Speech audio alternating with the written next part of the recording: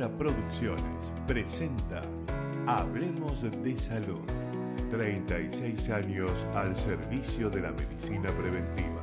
Conducción y producción, Ana María Forte, periodista médica. Locución y presentaciones, Gustavo Ríos. Hablemos de Salud por Ecomedios y para todo el país.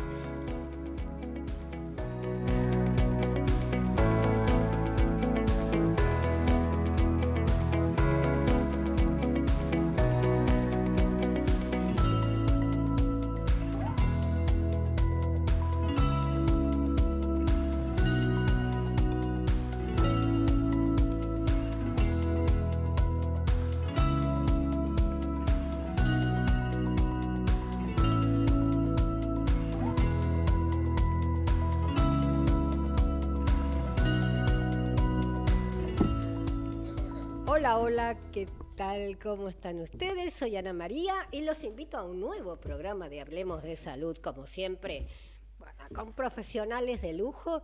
Y este programa fue armado gracias a sus inquietudes.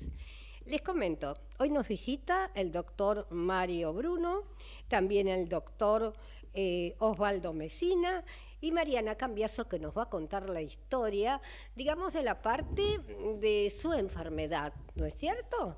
Bien, y ya estoy presentando al doctor Mario Bruno, que es presidente honorario de la Sociedad Argentina de Periodismo Médico, presidente del Comité de Biociberética, presidente del Comité Cuidados Paliativos de la AMA.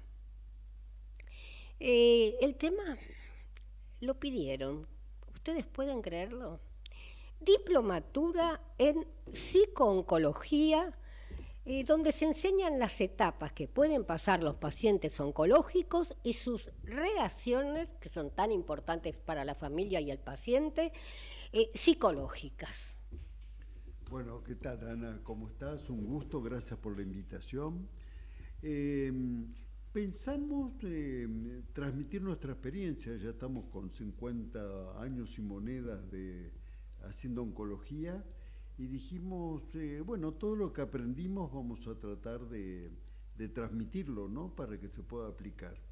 Y entonces decidimos crear en un instituto universitario Mar del Plata, CEFORDAT, la diplomatura, ya es el segundo año que la hacemos, pero es distinta al resto. Las que hay en el mercado son muy buenas, excelentes, pero nosotros decidimos enfocarla de una manera diferente, es decir, vemos cada etapa, porque es distinto cómo toma el paciente el momento del diagnóstico. Comenzamos con la etapa inicial de la persona que está bien y no quiere hacerse los chequeos periódicos ni hace prevención, ¿no? Por ejemplo, los tabaquistas, la gente que toma en forma excesiva sol, o aquel que no va por miedo, entonces, a ver si me diagnostican algo. Y resulta que ese miedo a veces lleva a la situación de que la enfermedad se desarrolle. Uno por no ir, no es que no está la enfermedad está. Hay que tener el concepto que bajo la palabra cáncer se engloban más de 200 enfermedades diferentes, reunidos bajo la denominación común de cáncer. Cada uno, un cáncer de mama no tiene nada que ver con un cáncer de ovario, pero yo diría que el 90-95% son curables si se diagnostican cuando está dentro del órgano y antes de haber dado ningún síntoma. Cuando uno tiene síntomas está bien ir al médico, pero en oncología los síntomas indican una enfermedad que ya no está tan localizada. Lo ideal es tener el diagnóstico en el órgano antes que dé ningún síntoma, por lo cual promocionamos intensamente la consulta con el médico en salud. Claro, siempre y cuando la persona puede pensar en un cáncer cuando tiene algún familiar, ¿no es cierto?, directo. Sí y no, porque contame. Resulta que los cánceres hereditarios son el 20%, el otro 80% no tiene nada que ver con la herencia. Entonces uno dice, no tengo ningún familiar. Claro. El 80% de toda esa globalidad de cáncer no son hereditarios. Sí. Así que, todos deberíamos hacerlo. Y las enfermedades oncológicas que son tantas, las arrancan desde el nacimiento hasta los 80, 90 años. Cada edad tiene la incidencia de diferente tipo de cáncer. Entonces, los chequeos deben ser diferentes ubicándolos para cada edad. Claro, me llama la atención que decís los chicos. ¿Hay un porcentaje, hay alguna estadística de chicos con cáncer? Hay estadísticas. Lo que pasa es que los tumores que tienen los chicos son diferentes a los de los adultos. Y están los especialistas, es como si fuera otra especialidad. Los tumores son diferentes, lo que se origina. Muchos tienen que ver con el sistema nervioso central, muchos de la sangre, son muy frecuentes en los chicos más que en los adultos. Los tumores de testículos son de gente joven, de 20, 25 años. El cáncer de cuello uterino, por ejemplo, es de mujeres jóvenes. Entonces, cada edad va teniendo su incidencia en cuanto a las patologías. Y entonces dijimos, vamos a enseñar desde el médico hasta la persona que acompaña al paciente con cáncer, qué le pasa en cada una de esas etapas para que lo puedan atender mejor, saber qué es lo que le está pasando, interpretarlo y poder acompañarlo mejor, ¿no? Entonces ahí incluimos en el curso a médicos, psicólogos, kinesiólogos, terapistas ocupacionales y acompañantes. Todo aquel que tenga alguna relación con el paciente tiene que aprender a saber qué le está pasando para saber cómo manejarlo. Y entonces tomamos desde esa etapa inicial, desde el que no consulta, a cuando uno le hacen el diagnóstico. En la sociedad, cáncer es sinónimo de sufrimiento, muerte y dolor, cuando la realidad no es así. Más está inculcada en la mente de grandes personalidades. Yo cuando hablo en las clases de comunicación, de repente proyecto la imagen del Papa en el diario de Francisco, diciendo la corrupción de Argentina es un cáncer. O Vargas Llosa, que en su momento dijo que los dos candidatos a presidente de Perú, uno era un cáncer avanzado y el otro un SIDA terminal, los dos candidatos. Entonces, se quedaron en la historia, digamos. Claro, desde el concepto social ya el cáncer es algo malo, que la realidad, y por eso mucha gente no hace los estudios y saber si llego a tener alguna cosa, ¿no? Bueno, cuando uno le hace el diagnóstico es un impacto. Entonces hay que interpretar al paciente en ese momento. Cuando hace el primer tratamiento también, porque es la indecisión de qué es lo que va a pasar, ¿no? Uno dice, me tienen que operar, sacar un órgano, me irradia y me queman, o me hacen tratamientos con medicamentos y tengo una toxicidad bárbara. Bueno, pasa esa etapa, son los primeros módulos, y algunos andan muy bien. Algún paciente recae. Cuando recae dice, ¿qué pasó? Falló el primer tratamiento. Ahí entra a circular otro aspecto psicológico, ¿no? Y el segundo tratamiento, aunque ya tiene experiencia, es diferente al primero, porque uno no aplica lo mismo que aplicó en el primero. Y otra vez las grandes dudas, y este tratamiento me va a resultar, porque si falló el primero, el segundo quizás no. Y así las distintas líneas. Hay algunos tratamientos, por ejemplo, que son de un avance enorme en la oncología, es la cronificación de la enfermedad. Es decir, por ejemplo, un cáncer de próstata puede tener metástasis óseas, puede vivir 10, 15 años bien, con buena calidad de vida y con tratamientos muy sencillos. Eso es cronificar la enfermedad. Entonces, ¿qué pasa en esa etapa cuando la enfermedad no es curable, pero es controlable? Bueno, después hay otros aspectos que tocamos y que le damos un lugar especial que llamamos toxicidad financiera. Es decir, el paciente después de 2 años perdió su obra social, el trabajo, tiene que pagar él, y a veces los problemas económicos, lo que le está pasando por eso es más serio que la propia enfermedad. Entonces, y el miedo, porque claro, la palabra todavía aterra. ¿Quién no se le murió una abuela, una tía hace muchos años, ¿no? No en la actualidad, que con los biológicos y todos los medicamentos modernos es bastante más accesible, pero como vos bien dijiste, lo importante es el diagnóstico temprano. El diagnóstico temprano creo que es la clave. Yo doy una clase que es cáncer, enfermedad prevenible y curable. Ahora, vos decís, diagnóstico temprano, ¿y qué significa?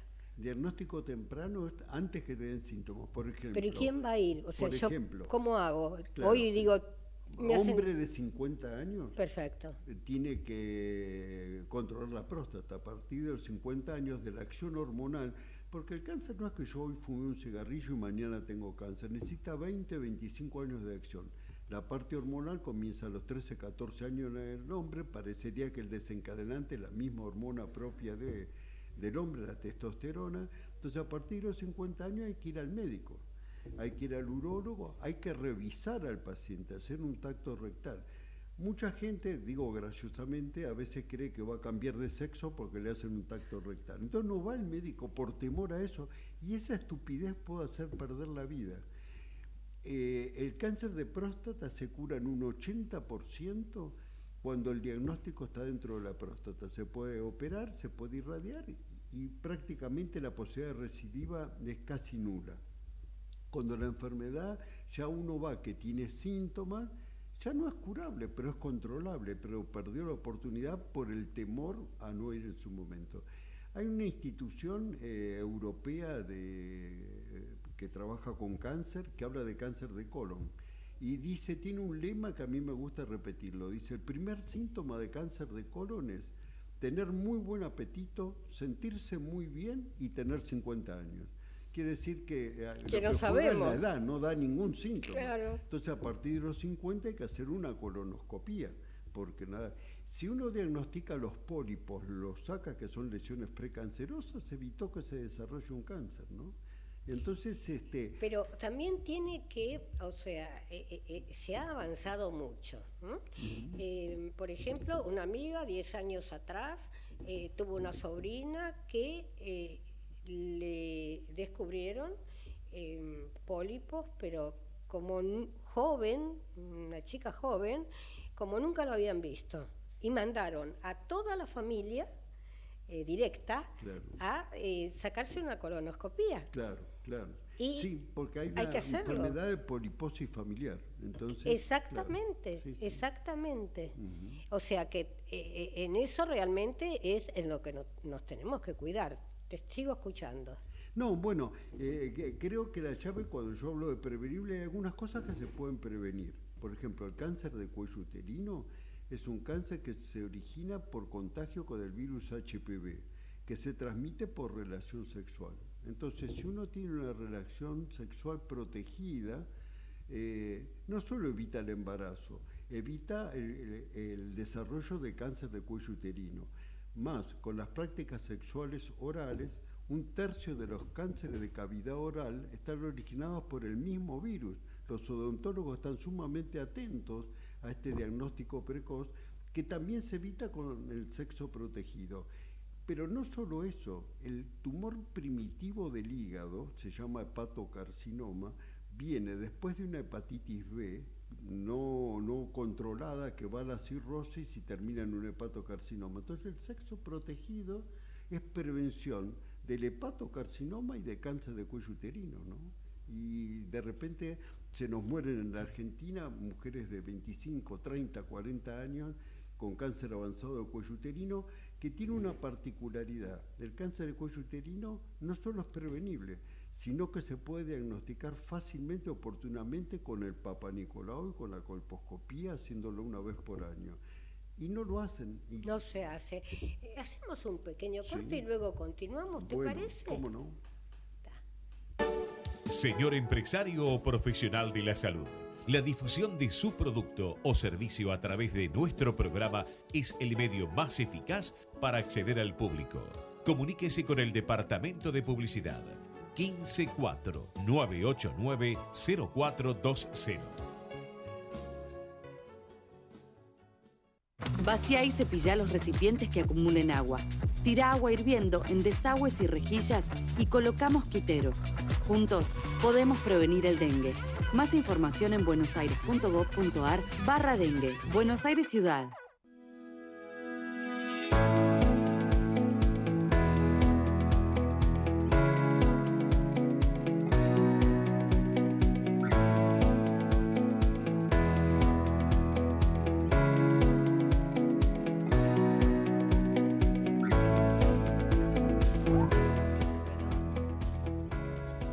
Y continuamos con Hablemos de Salud. Tenemos unos 15 minutos maravillosos que nos faltan, porque esto es plena educación, que muchas veces pecamos pecamos por no saberlo. Y escuchemos bien al doctor, yo digo que es el maestro de la oncología. Muchas gracias, Ana, pero bueno, a mí me entusiasma trabajar en todo esto de lo que es la prevención, ¿no? Vos sabés que yo te quería hacer unas preguntas que ahora recuerdo, ¿no? Con respecto a lo que acabas de decir. Por ejemplo, hablaste del HPV. Del HPV cuando comenzó, yo me acuerdo, era la pelea entre marido y mujer. Me lo contagiaste vos, me lo contagié yo, de la pileta, de esto, del otro. ¿Cómo avanzó eso? Mira, el HPV en la mayor parte de los casos está contagiado a través de una relación sexual. Sí. Fundamentalmente pasa por ahí.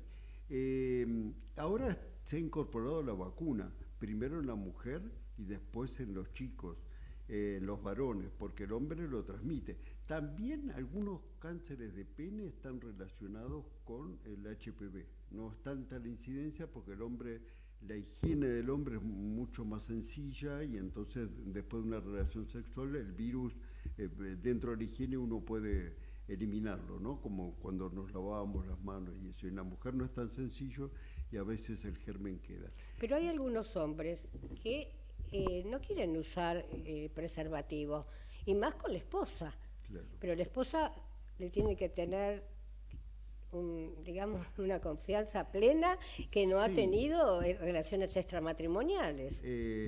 Sí, yo digo en el momento actual de los dos lados, ¿no? Yo me parece que salvo que sea una confianza absoluta, no debería hacerse el sexo sin protección, más que todo por este tipo de enfermedades, ¿no? Exacto. Que realmente son importantes.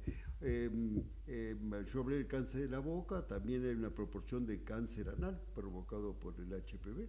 Así que, ese aspecto es importante. La vacuna... ¿Qué falta? ¿Educación? Yo creo que falta campañas, educación, eso, si la gente no lo conoce, hay que insistir y ponerlo permanentemente, traerlo como temática, ¿no? Yo te comento algo.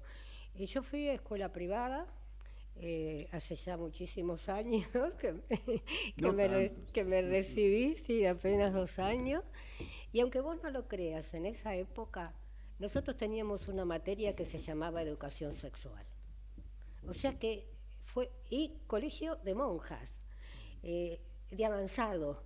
Yo pienso que desde los colegios se tienen que ocupar, porque hay muchas familias que lamentablemente desconocen los temas, ¿no es cierto? No todos lo tienen por qué conocer. No, claro, sí. Una cosa importante quería comentarte, la gente dice, estoy vacunada, listo, ya.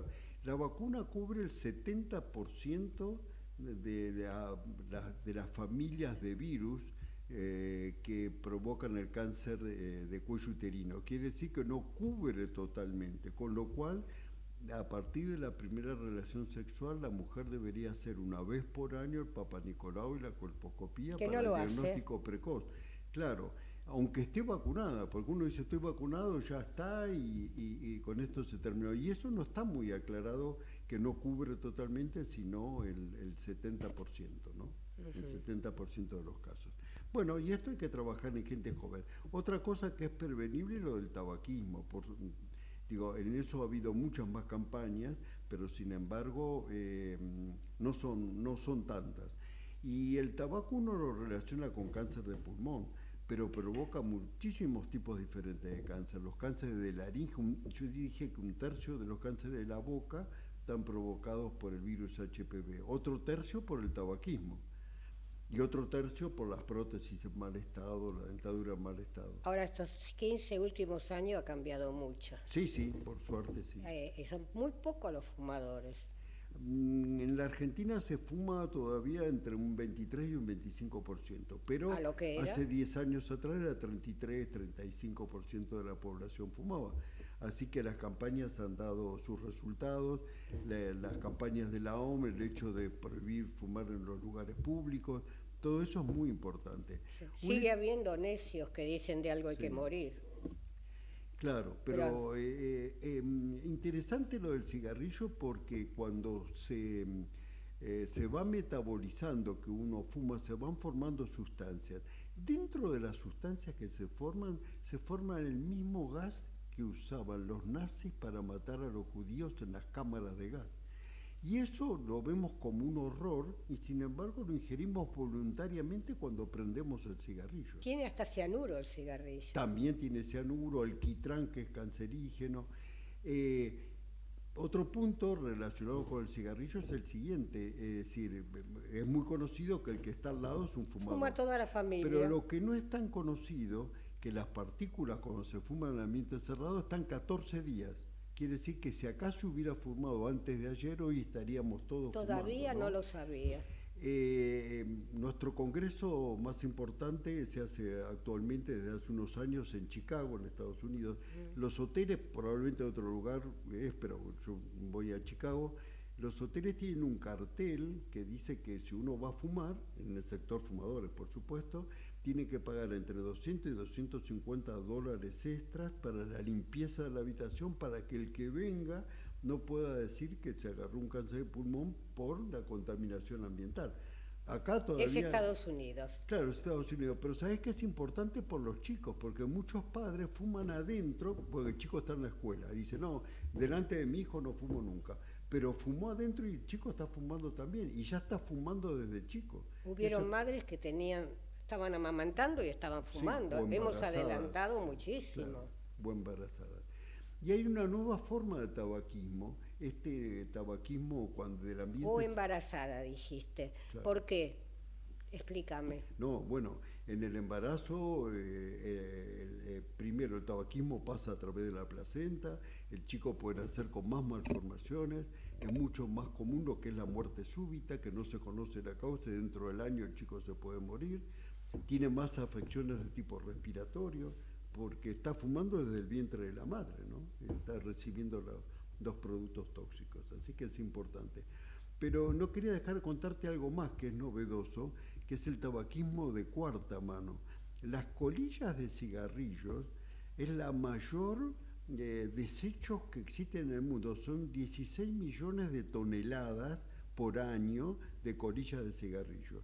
Y el filtro, que es donde se retienen muchos productos tóxicos, no es biodegradable, pero es fotodegradable. La luz del sol lo va destruyendo y va contaminando el agua y el suelo.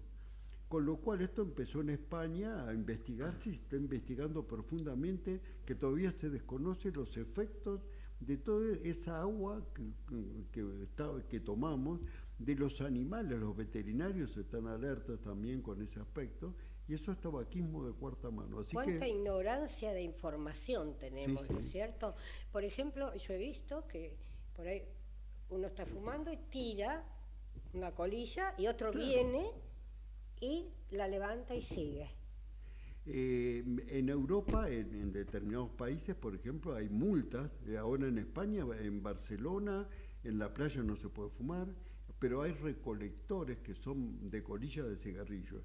Y después con esas colillas se hacen cosas, ¿no? Como se hace con las botellas. Claro, que hacen ladrillos, que hacen otro tipo de cosas con las colillas de cigarrillo, le dan una segunda utilidad, ¿no?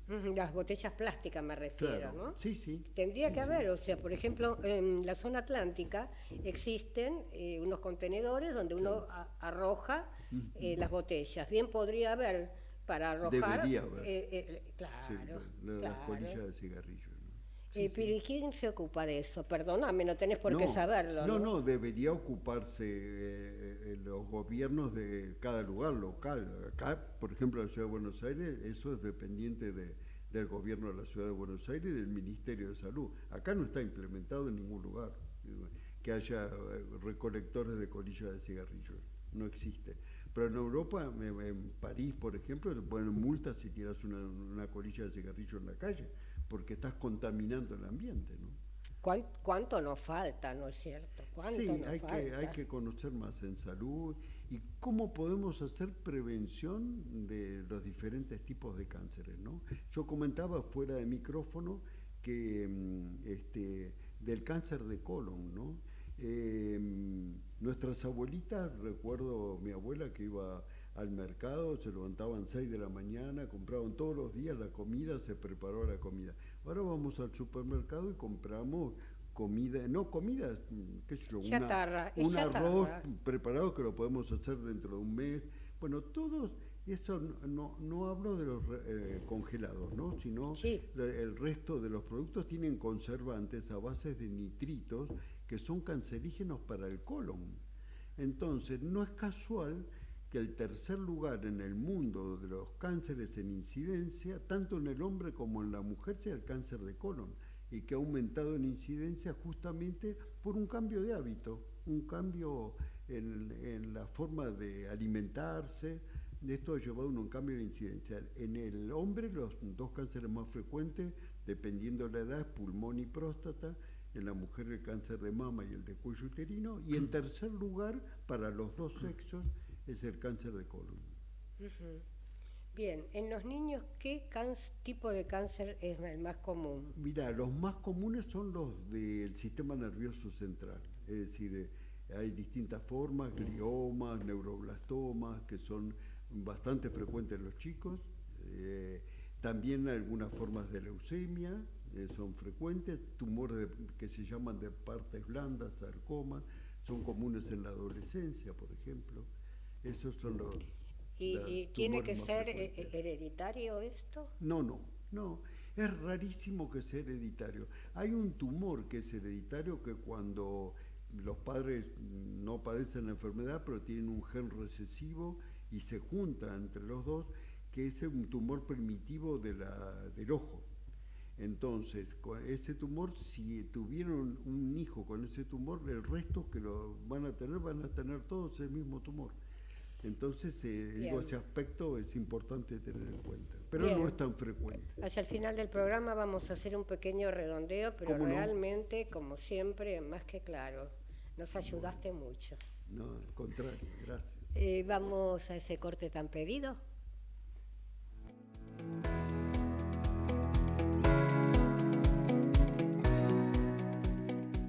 Ecomedios.com AM1220. Estamos con vos. Estamos en vos. American and Merit Hoteles. Primera cadena hotelera argentina. 3, 4 y 5 estrellas. Más de 20 destinos de Argentina y el Cono Sur. Aprovecha el código promocional Puro Branding con el 10% de descuento para los hoteles American Córdoba Park, American Executive Córdoba, American Buenos Aires Park, Merit San Telmo y American Executive Mendoza Hotel hasta fin de año. No válido para fines de semana largos. American and Merit Hoteles.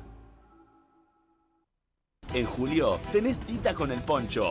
Catamarca te invita a vivir la fiesta más grande del invierno en Argentina. Tradición e identidad que unen generaciones. Poncho 2024. No podés faltar. 53ª Fiesta Nacional e Internacional del Poncho. Informate en ecomedios.com. Seguinos en TikTok, @ecomedios1220. Inquietud sobre su salud o la de su familia, Hablemos de Salud les responde vía mail. Tomen nota, hablemosdesalud@hotmail.com o a través de nuestra página www.hablemosdesalud.com.ar. Hola, soy Mariana Arias y soy la madrina de esta asociación sin fines de lucro Fiebre Mediterránea Familiar Argentina. Si tenés alguno de estos síntomas de manera esporádica en niños, fiebre sin motivo, dolor abdominal, vómitos, problemas esqueléticos, en adultos, dolor muscular, torácico, pulmonar, articular, presión arterial alta, erupciones, vómitos, problemas intestinales y no tenés un diagnóstico certero, es posible que tengas fiebre mediterránea familiar, una enfermedad genética de difícil diagnóstico y muy poco frecuente. Tu médico puede detectarla a través de un análisis genético. Nosotros queremos ayudarte, por eso contactanos en nuestro Facebook Fiebre Mediterránea Familiar Argentina, pacientes y familias. Te estamos esperando.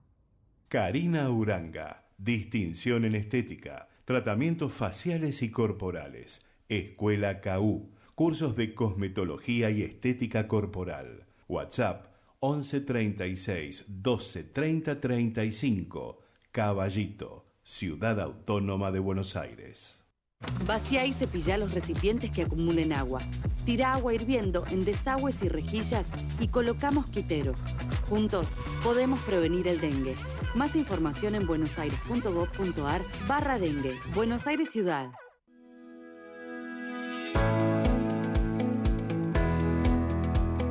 Y continuamos con Hablemos de Salud. 36 años en el aire, realmente, y agradezco a Mariana Arias, que nos ayuda bastante en cuanto a la difusión. Bueno, y ya estamos con otro gran amigo, el doctor Osvaldo Mesina, que es médico reumatólogo y osteólogo, director médico de investigaciones reumatológicas y osteológicas de Buenos Aires, centro colaborador de la Organización Mundial de la Salud, miembro de la Junta Internacional de Osteoporosis, fundación con sede en Ginebra, Suiza. Va a hablar acerca de una enfermedad poco frecuente, como todas se conoce muy poquito, Sjögren. Muy buenos días. ¿Cómo te va? Gracias por la invitación, Al Ana, contrario, y gracias por compartir la mesa con gente tan brillante. Un placer, los tres de lujo son. Bueno, muchísimas gracias. Bien. El tema es así. Había un oftalmólogo austríaco que se llamaba Sjögren de apellido, que hace como un siglo encontró que había gente que consultaba por sensación de arenilla en los ojos y él encontró lesiones en la córnea. Lesiones como puntitos en la córnea, como microerosiones en la córnea. Y eso se acompañaba de la sensación de tener poca lágrima y poca saliva, la boca seca y el ojo seco. Y eso desde hace un siglo se llama síndrome de Sjögren. No quiere decir que todos los que tienen esos dos síntomas la tengan. Porque además van a salir corriendo al médico. No, hay un montón de medicamentos que producen boca seca, los antidepresivos. Pero lo del ojo seco y la sensación de arenilla en los ojos es algo que es bastante habitual. Y es bastante habitual también luego de los 60-65 años, porque la glándula lagrimal ya no es tan productiva como es en la gente joven. Ajá. Ahora, esta es un síndrome, es un conjunto de síntomas y signos que puede ser la única enfermedad o puede acompañar a otras enfermedades. Además de producir esto, produce síntomas que llamamos nosotros sistémicos. Puede dar manifestaciones... ¿Síntomas cómo? Sistémicos. ¿Qué quiere decir? Quiere decir que puede afectar la piel, las articulaciones, puede dar artritis y se puede confundir con artritis reumatoidea. Puede dar un laboratorio muy similar a la artritis reumatoidea. Hay anticuerpos específicos para el Sjögren que ayudan a hacer el diagnóstico y pueden acompañar a gente con artritis reumatoidea que después de 3, 4, 5 años o más de artritis reumatoidea comienzan con lo que nosotros llamamos síndrome Zika, que quiere decir síndrome seco, que es esto del ojo seco y la boca seca. Los diagnósticos a veces los hacen los oftalmólogos porque encuentran en el ojo las lesiones corneales características. Eso te quería preguntar.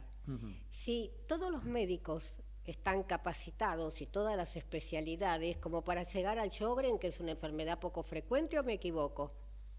No, en general los médicos están informados, los reumatólogos por supuesto, los inmunólogos por supuesto, pero como siempre uno busca lo que encuentra lo que busca, digamos.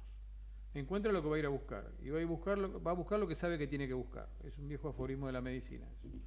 Entonces los oftalmólogos lo encuentran si uno le pide el estudio correspondiente al enfermo, que es un estudio que se llama de lámpara de hendidura y además un estudio ocular para ver cómo está la córnea. Y el diagnóstico de certeza, además de por laboratorio, se hace por biopsia de glándula salival accesoria, que suena como algo terrible, pero es una biopsia en el labio inferior, que se saca un pedacito de glándula salival accesoria y eso tiene una histología determinada que le dice que es una enfermedad de Sjögren. Ahora, te hago esta pregunta, sí. te repregunto. ¿Está hoy en día considerada poco frecuente? Bueno, no necesariamente, o sea, porque como los pacientes reumáticos lo tienen con mucha frecuencia como acompañante de la artritis reumatoidea en general o de otra enfermedad reumatológica, no es tan poco frecuente. Es poco frecuente si uno no la va a buscar. Si uno la va a buscar, en general va a encontrar mucho más de lo que habitualmente se cree que hay. Ahora, está lo que se llama el síndrome de Sjögren primario, que todo es esa enfermedad. Es nada más que Sjögren, que además puede tener artritis para confundir qué fue primero, si la artritis reumatoidea y luego el Sjögren o fue todo junto. Generalmente los pacientes con artritis reumatoidea que desarrollan Sjögren tienen 4, 5, 6, 8 años de artritis y después tienen Sjögren. Los pacientes que tienen un Sjögren primario, que es la única enfermedad, tienen todo junto. Tienen el síndrome seco, de ojo seco y boca seca, y la artritis, que puede ser muy parecida a la artritis reumatoidea. Sabes que yo esto no lo sabía y estoy continuamente con, digamos, la asociación de artritis, ¿no? Bueno, está bien. Es una afección que es menos rara de lo que uno supone. Si uno lo va a buscar va a encontrar más gente. Y la gente en general se queja del ojo seco y la boca seca. Por supuesto, como vos decís bien, no todo el que tiene boca seca tiene Sjögren, pero uno tiene la obligación de por lo menos mandarlo al oftalmólogo que le miren el examen ocular. Hay laboratorios que ayudan, hay anticuerpos que son marcadores del Sjögren, que ayudan a hacer el diagnóstico, y hay terapéutica que algunas se parecen mucho a la artritis reumatoidea y otras no. Que utilizamos en general cosas que producen inmunodepresión, como pasa con la artritis reumatoidea, y antiinflamatorios, y medicación tópica oral, lagrimal, con lágrima artificial, para evitar el ojo seco, que el ojo seco si uno no lo trata trae lesión de la córnea. Y todo esto requiere el diagnóstico, como siempre. Y el diagnóstico es decir, perdóname, que es una antiinflamatoria la enfermedad. La enfermedad es una enfermedad autoinmune, más que inflamatoria. Dijiste antiinflamatoria. Pero dentro de lo autoinmune tiene un componente inflamatorio. O sea que, pero en general lo que se utilizan son reguladores de la inmunidad. Perfecto. Por eso decimos que es una enfermedad autoinmune, como lo es el lupus, por ejemplo, que también requiere medicación inmunosupresora de alguna manera. Pero es una enfermedad que, como toda la medicina, uno la tiene que ir a buscar. Si uno no sabe que la tiene que ir a buscar, no la va a encontrar. Y eso pasa con todo, pasa con el cáncer y con todas las patologías, que si el médico está entrenado sabiendo lo que tiene que ir a buscar, va a encontrar lo que tiene que encontrar. Si uno no piensa en, como pasa con la fiebre mediterránea familiar, no va a hacer el diagnóstico nunca. Exacto. Y para que eso ocurra, el médico tiene que estar entrenado, educado y orientado a. Porque hay enfermedades que no son tan evidentes si uno no la va a buscar. Por ejemplo, ahora que vos decís que no son tan evidentes, que no están entrenados algunos médicos, quiere decir que hay una materia dentro de la facultad. Hoy en día en el pregrado hay medicina interna. Dentro de la medicina interna hay módulos de reumatología e inmunología. Y hay carrera de posgrado de especialista para ser especialista en reumatología, que tienen todo, tienen mucha inmunología, tienen patología ósea, patología articular, las grandes enfermedades de nuestra especialidad.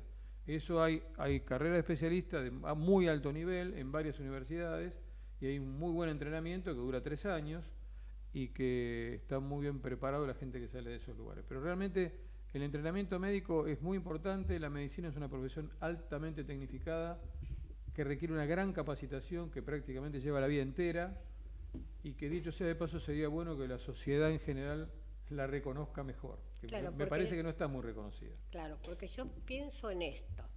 Vamos a suponer que yo tengo boca seca y también el otro síntoma. Ojo seco, sensación de arenilla en los ojos. Ojo seco, sí. Y ¿cuál más dijiste? Y boca seca y a veces dolor articular. Digo, ¿a dónde voy? Al clínico. Primero el clínico seguro lo va a orientar y seguramente va a terminar en un reumatólogo, en un inmunólogo y en un oftalmólogo. Y entre todos esos van a hacer el diagnóstico de la... Quiere decir que están capacitados. En general sí, claro, sí, en general sí. Pero siempre la capacitación es poca. Entonces la información, como pasa con oncología, la información es fundamental. En estos 15 o 20 minutos aprendimos una cantidad de conceptos extraordinariamente útiles, que sería muy bueno que todo el mundo los escuche y esté orientado. O sea, la capacitación médica es muy importante y es continua, porque la medicina cambia todo el tiempo. ¿Sí? Entonces eso es un concepto que hay que tenerlo muy presente. La educación médica continua, la medicina cambia muy rápido, sí. Es casi imposible abarcar todo, pero la información es muy importante tenerla al día. Bien. ¿Y esto lo pueden tener los niños? Sí, en general si tienen una enfermedad reumática asociada, reumatológica asociada, sí, es más común en gente adulta, adultos jóvenes o mediana edad, pero hay chicos que tienen enfermedades reumáticas juveniles, sí, claro. Sí, hay IJ. Sí, tal cual, exactamente. Ajá, bien, o sea que la familia tiene que estar también muy preparada, ¿no es cierto? Sí, la familia, el pediatra, el reumatólogo pediatra lo conoce perfectamente bien. Que actualmente no puede llevar al hijo a un pediatra y va al hospital. No quiere decir que el hospital tenga mala atención, pero sabemos cómo están los hospitales atascados de gente. Así es. Entonces, si la mamá va a un hospital y le dice, mi hijo tiene ojo seco y boca seca, y bueno, mójeselo, le dicen, ¿no es cierto? Es una enfermedad bastante rara, pero que tienen que estar en conocimiento la mayoría de los profesionales. Sí, particularmente si son chicos que tienen patología reumatológica juvenil, como decías vos, AIJ, por ejemplo. Pero sí, en general los médicos conocen el cuadro lo conocen. Lo que pasa es que a veces el tiempo de asistencia de un paciente hoy son 15 minutos, 20 con suerte. Perdón que te interrumpa. A ver. Mi obra social, que es una obra social de excelencia, Sí. era, Osprera. Osprera quebró, se llevaron hasta el agua de los floreros, no importa quiénes ni en qué momento. Entonces, el problema fundamental, perdóname, no me quiero ir de tema, ¿dónde estábamos? No, estamos hablando del Sjögren y si los médicos estaban capacitados, el tiempo de atención. Fui a de un la hospital, gente. a eso Sí. voy.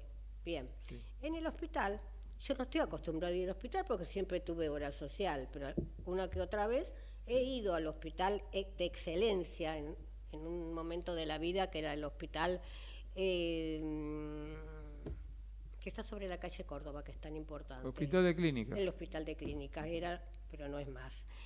Y ahí vi lo que era un hospital, ¿tá? Porque quien tiene obra social no sabe. Entonces éramos 20 personas. Y yo digo, a mí no me atienden entonces, porque ¿cómo van a atender 20 personas en 10 minutos? 20 minutos. Bien, ¿sabes cuánto le dieron a cada paciente? 8 minutos. Bien. ¿A vos te parece que yo en 8 minutos puedo contar que tengo fiebre mediterránea familiar y que tengo tal cosa? Ese es un tema mucho más complejo, ¿no? En 8 minutos no se puede atender. Yo en 8 minutos a la gente la puedo saludar únicamente. Exactamente. Pero no es culpa de los médicos eso. Eso es culpa del sistema de salud que está mal organizado, de gente que perdió las obras sociales y los prepagos y que los hospitales están desbordados de la gente que pueden atender. Esa es la realidad de la historia. Da para otro programa eso, pero... Exactamente, pero bueno, ya que estamos lo podemos decir porque si no dicen, te están diciendo un error. No, yo comprendo. Lo que pasa es que hay que reorganizar el sistema de salud a nivel nacional de todo, de obra social, prepago, público. Es un enorme trabajo que algún gobierno algún día lo va a tener que hacer. Lo va a tener que hacer. Claro. Pero no es culpa de los médicos. No, absolutamente, eso te lo aseguro que no. Eso que queden claros. Te aseguro que no. Pero yo me sentiría muy mal si a mí me dicen, Ana María, en 8 minutos tenés que poner 4 profesionales. No, yo digo, yo me voy de la radio y me quedo en mi casa. Pero una cosa tan delicada como es un paciente, a mí me dieron un papelito rosa y todas las personas que salieron en 8 minutos, que éramos 20, iban todos con el mismo papelito. Nos derivaban a el especialista como es, que hace el masaje, que no recuerdo. Kinesiólogo, perdón. Todos al kinesiólogo, me lo saco de encima. Okay. No todos los médicos son iguales, mi obra social era de excelencia, como la mayoría, pero ahora el sistema cayó. Bien. Ahora no digo ahora. Viene cayendo ya de hace un par de años, ¿no es cierto? Porque decir ahora es echarle la culpa al presidente actual y no se lo estoy haciendo. No es la vida, no. Bien. Pero yo te voy a hacer un comentario. ¿Vos conocés alguna vez hizo una plaza pidiendo salud? ¿Vos conocés alguna concentración en la Plaza Congreso o Plaza de Mayo? No, la tienen que hacer los médicos. No, la gente la tiene que hacer. Pidiendo calidad en salud. No, la gente no le interesa hasta que está enferma. Cuando está enferma sí le interesa. Claro, es como cuando uno va en el avión y viene una turbulencia fuerte y quiere que el piloto sea experto, para que no se venga abajo el avión. Esto es lo mismo, para que el médico sea experto hay que entrenarlo, hay que tratarlo bien, y hay que reclamar salud pública de calidad, pública, privada, de prepago y toda. Y esa plaza nunca se hizo. Entonces, esa plaza alguien la va a tener que hacer algún día, además de reclamar por la UBA, que yo soy egresado de la UBA con mucho orgullo y me parece perfecto, habría que hacer una plaza reclamando salud de calidad. Y eso no se hizo. Y si lo tengo que proponer, me parece excelente. Estoy a la cabeza de... Yo creo que hay que hacerlo. Algún día habrá que hacerlo. Tenés mucha razón. Hacia el final del programa te pido, por favor, que hagas un redondeo de lo que quedó sin preguntar. ¿Cómo no? Vamos, por favor, a un corte. Gracias.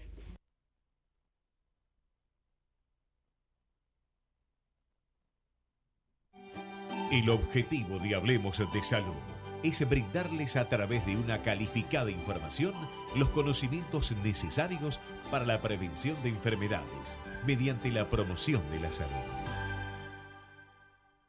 Vacía y cepillá los recipientes que acumulen agua. Tira agua hirviendo en desagües y rejillas y coloca mosquiteros. Juntos podemos prevenir el dengue. Más información en buenosaires.gov.ar/dengue. Buenos Aires Ciudad.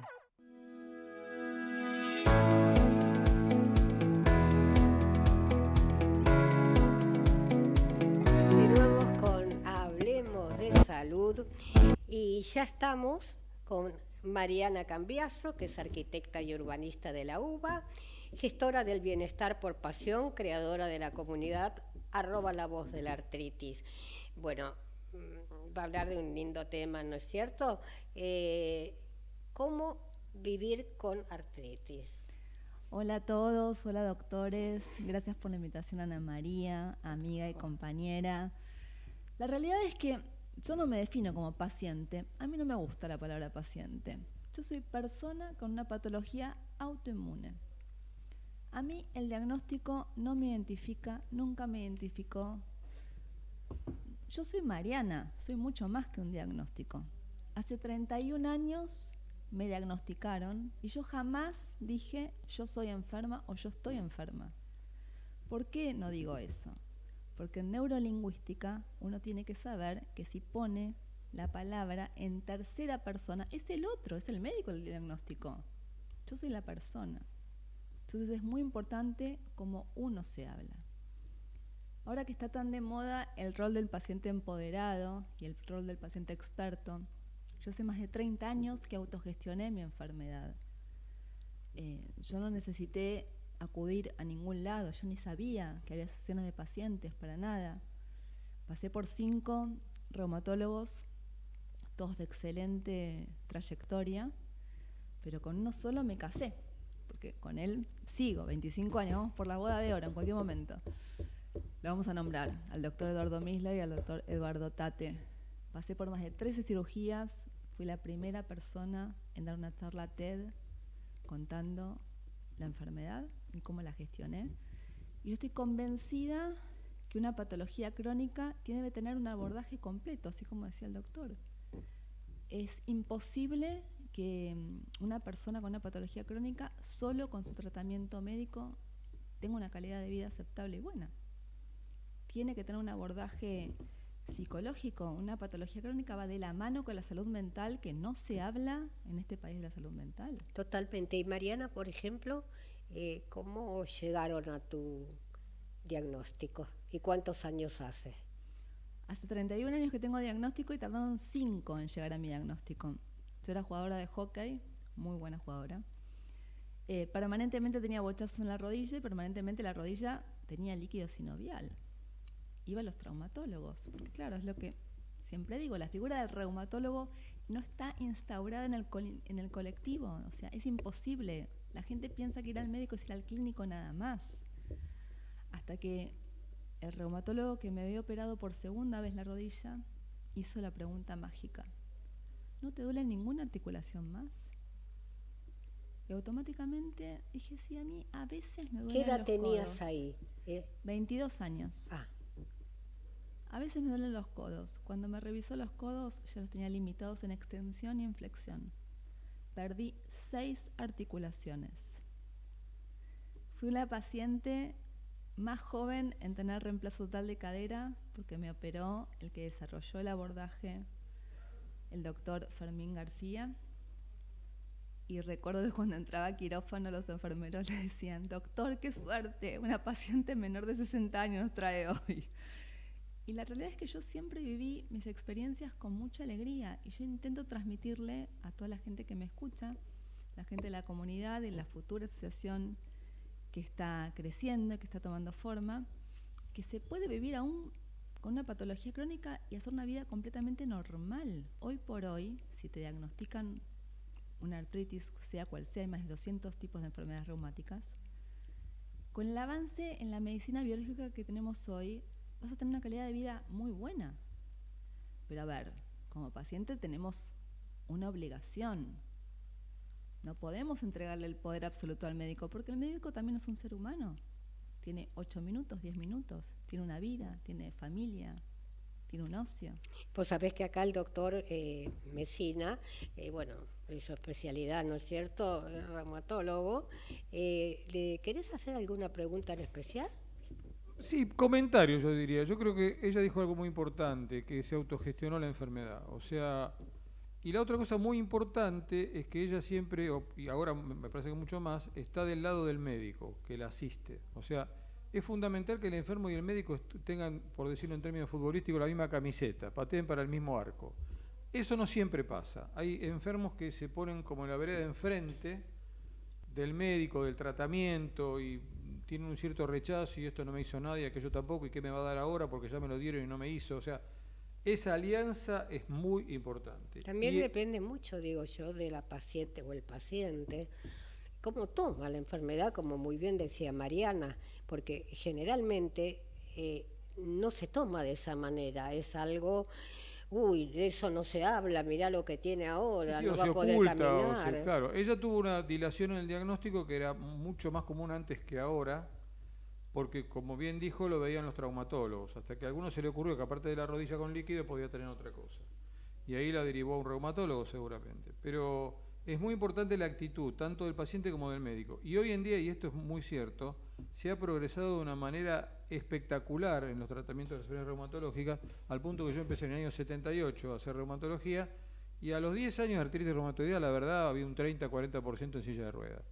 Hoy yo tengo del 78 para acá, no tengo un solo paciente en silla de ruedas, ninguno, porque la variedad de agentes biológicos y tratamientos que hay, si uno los hace bien y el enfermo está controlado y no se abandona y tiene cobertura y tiene acceso a, prácticamente el enfermo hace una vida normal, que en la mayoría de los casos ocurre eso.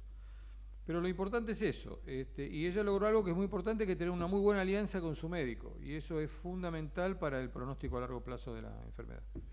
Continuamos, Mariana. Adhiriendo a lo que dice el doctor y estando en la era de la tecnología, que para mí estamos viviendo un proceso hermoso, donde podemos tener información de todos lados del mundo, que también tenemos que ser absolutamente responsables de que qué información consumimos, porque no todo lo que hay en redes es realmente fidedigno, o sea, de que la fuente sea realmente muy importante. Yo creo que con un médico uno tiene que tener un match, como esas aplicaciones de citas, siempre digo, tiene que haber un match con un médico.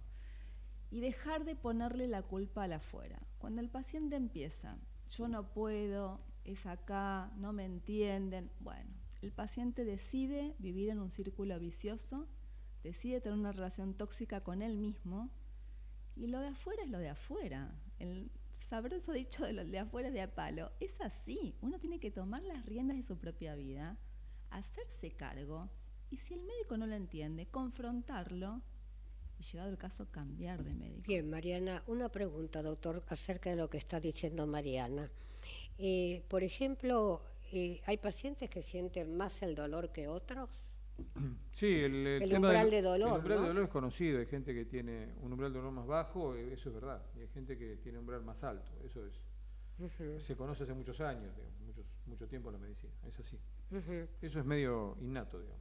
Sí, y yo sé desde que me descubrieron la enfermedad, que ya lo conversamos, no sé por qué, fiebre mediterránea familiar la pusieron entre las reumatológicas, peor, porque era reumática. Luchamos tanto que reumática se convirtió en reumatológica, que de pronto se conoce poco y ahí reside el problema, ¿no? También.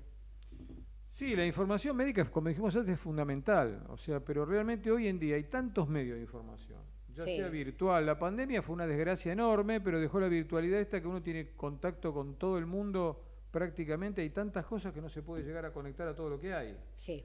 Antes había que, no sé, siempre viajar, ir a un congreso, porque no había otra manera de informarse, y hoy en día yo creo que hay hasta un exceso de información. O sea que la información está al alcance prácticamente de todo el mundo. Después está en uno el querer estar al día o no, el ser curioso en la medicina, que es muy bueno. Yo, por ejemplo, soy reumatólogo, pero a mí me gusta saber de todo. Cuando aparece un analgésico nuevo o en oncología algo nuevo, y me gusta saberlo, no me gusta ignorar las cosas que van apareciendo. y uno va tratando de informarse lo mejor que puede y trata de formarse lo mejor que puede para dar otra cosa muy importante, para dar una medicina de calidad. Sí. Porque el enfermo no tiene por qué recibir medicina de mala calidad porque el sistema es malo, porque el médico no tiene ganas de actualizarse, porque está aburrido, porque está cansado. Y eso al final, cuando uno fue paciente, porque todos fuimos pacientes y hemos sido operados y tal, uno siempre quiere que el médico tenga un nivel de información adecuado. Y cambió a través de los genéricos, ¿no es cierto? Bueno, eso es otra historia. O sea, la medicina tiene un desarrollo biotecnológico muy importante que hay que solventarlo. Y eso lleva a que a veces los medicamentos sean muy caros. Muy caros. Y después de un tiempo que la molécula pierde lo que se llama la patente, aparecen lo que se llaman medicamentos genéricos, que tienen una actividad biológica similar, como mínimo similar, al original. Exacto. Y que tienen un costo algo menor. Tampoco valen la 10ª parte, pero valen un 30, 40, muy caros, sí, 50% menos que los originales. Lo sé, continuamos, Mariana. Lo que a mí me gustaría resaltar en la relación médico-paciente es esto que el paciente debe ir ordenado a la consulta. Yo sugiero que tengan siempre papel y lápiz a mano y anoten los días de brote, si tuvieron algún otro síntoma, si tuvieron fiebre, si fueron al odontólogo y le descubrió una caries, y que vayan a la consulta preparados, porque esos 15 minutos son tan valiosos para el médico como para el paciente. Entonces, ahí realmente es cuando uno ve el avance. Y también lo que quiero dejar súper en claro, yo hace más de 15 años que vivo sin ningún tipo de dolor. Solo me suministro medicación biológica, como bien nombró el doctor, una vez por mes, vía endovenosa, porque yo elijo la vía endovenosa, porque es lo que me resulta. Para mí es como que voy un día a un spa, yo así lo vivo, porque las enfermeras las conozco hace más de 20 años, llevo galletitas, compartimos, pasamos un rato agradable, y me parece que vivir sin dolor es un derecho. Debemos vivir sin dolor. Bien. Tenemos que luchar por eso. Bien, yo te agradezco muchísimo, Mariana, porque al paciente realmente se lo escucha mucho. No quiero decir que a los médicos no. Tenemos un minuto entre los tres para hacer un redondeo. Bueno, mi redondeo es que no lo dije, la diplomatura la hacemos con Adriana Boto Alonso, una psico-oncóloga de primer nivel. Bien. Claro, así que no podía dejar de destacar. Sí. Y aquel que le llega a interesar, el Instituto Sefordar de Mar del Plata lo busca y se puede inscribir y hacer la diplomatura. Adriana Boto le hizo una nota muy buena. Doctor, 3 minutos. No, que 3 minutos, 3 segundos. 3 segundos, nada. La información médica es fundamental. Nosotros trabajamos mucho en enfermedades autoinmunes y en reumatología en general. En este momento en ámbito de un centro privado, hasta el año pasado en el Hospital Argerich, yo en mi caso que me jubilé el año pasado. Pero bueno, que consulten al reumatólogo. El reumatólogo es un especialista tan importante como el cardiólogo, como el oncólogo, como el neumonólogo, y que cualquier dolor articular que tengan, consulten al reumatólogo, que por ahí excede lo que es el traumatólogo. ¿Y con el Sjögren? Y con el Sjögren consultar al médico y eventualmente al oculista en el caso del ojo seco, que es la manifestación más común. Porque enseguida le dan la gotita para la el lágrima ojo seco. Artificial, pero hay que estudiarlo, porque eso no claro, es una cosa aislada. Claro. Lo conozco bien de cerca. Así es. Hay que pedir una cantidad Mariana Serrat, por favor. Yo les quiero decir a todos los pacientes, sea la patología que tengan, que tienen 24 horas para elegir cómo quieran vivir. Que se pregunten cómo quieren vivir cada día. Yo me lo pregunté y por eso estoy así. Muchas gracias. Pero sos una genia. Bien, con respecto a la audiencia, esto me alimenta el alma realmente. Salimos al aire con mucho sacrificio todos los productores independientes. Les digo que la mayoría estamos poniendo plata de nuestro bolsillo y no sé hasta cuándo. No me estoy quejando, estoy contando una realidad. Esperemos que rápido y entre todos podamos salir. Nuestra Argentina lo merece. Les mando un beso grande a todos, gracias por escucharnos y será hasta el próximo jueves.